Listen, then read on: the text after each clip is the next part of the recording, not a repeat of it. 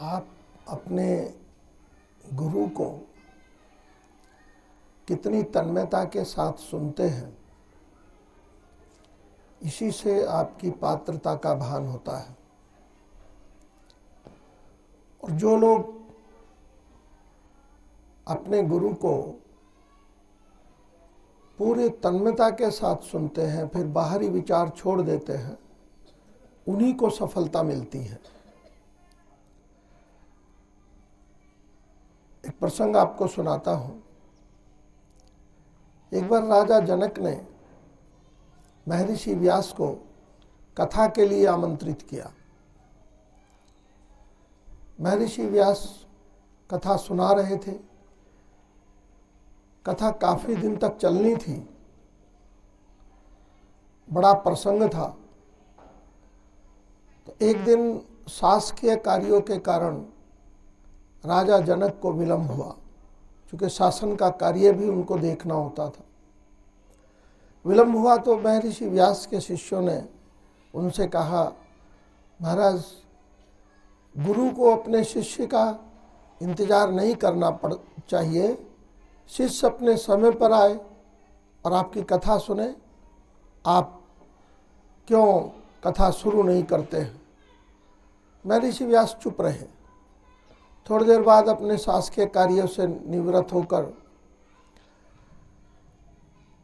जब राजा जनक पहुंचे तो कथा प्रारंभ की। कथा प्रारंभ हुई तो परीक्षा लेने के लिए महर्षि व्यास ने राजा जनक के महल में आग लगा दी। वो उनका एक चमत्कार था। इतने उच्च श्रेणी के महर्षि व्यास थे। आग को देख करके जितने लोग बैठे थे वो सब भागे, कहीं ऐसा ना हो ये महल में लगी हुई आग हमारे घर तक ना पहुंच जाए, हमारी झोपड़ी तक ना पहुंच जाए। लेकिन राजा जनक सब तरफ से निवृत्त होकर कथा सुन रहे थे। वो वहीं बैठे रहे। बस दो ही बचे, या तो महर्षि व्यास या राजा जनक। फिर महर्षि व्यास ने अपनी माया को समेट लिया और आग बंद हो गई। धीरे धीरे सब लोग आकर बैठने लगे। तब महर्षि व्यास ने कहा कि राजा जनक जैसी निवृत्ति, तन्मयता वो आपके पास होती तो आप यहाँ से नहीं भागते। इसीलिए मैं राजा जनक को कथा सुनाने के लिए मैं इंतजार करता हूँ।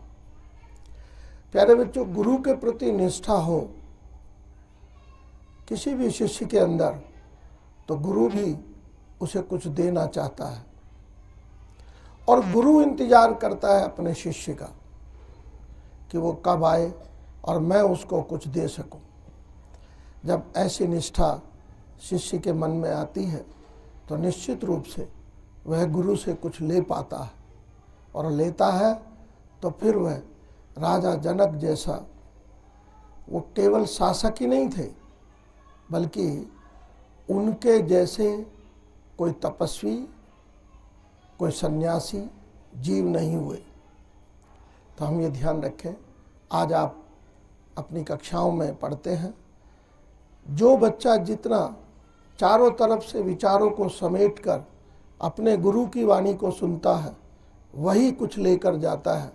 जो क्लास में तो बैठा रहता है लेकिन उसका मन इधर उधर भटकता रहता है, तो फिर उसको कुछ नहीं हाथ लगता। इसलिए पूरे ध्यान से, पूरी तन्मयता के साथ अपने गुरु को सुनो। निश्चित रूप से मैं ये कह सकता हूँ कि आप प्रतिदिन कुछ ना कुछ अपने साथ लेकर स्कूल से जाओगे। Thank you so much.